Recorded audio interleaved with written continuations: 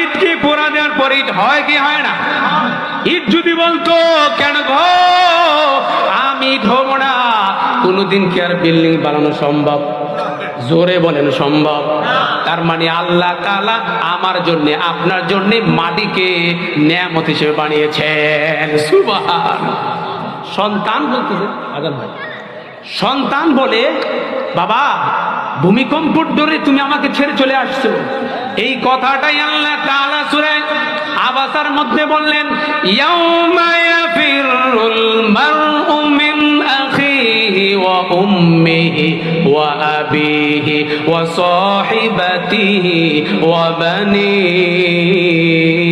আল্লাহু আকবার। সেই দিনের কথা স্মরণ করো, সন্তান বাবা থেকে বেগে যাবে, ভাই ভাই থেকে বেগে যাবে, আর নেকের জন্য যাবেন, বলবে আমার বিয়ে হয় নাই, আমি আবার কিভাবে আমি সন্তান ভূমিষ্ঠ করলাম। আবার বাবা বলবে আমি তো বিয়ে করি নাই, কিভাবে সন্তান হইলে, আমি তোমাকে চিনি না। এই বিভীষিকাময় থেকে আমাদেরকে বাঁচার দরকার আছে কি আছে না? জোরে বলে আছে কি আছে না?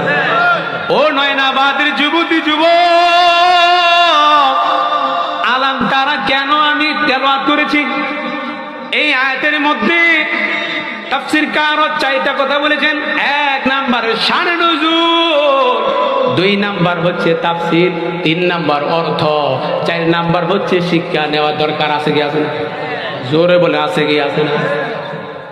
শানে রিসালাত যেখানে লিখেছে, আজানটা হচ্ছে একটু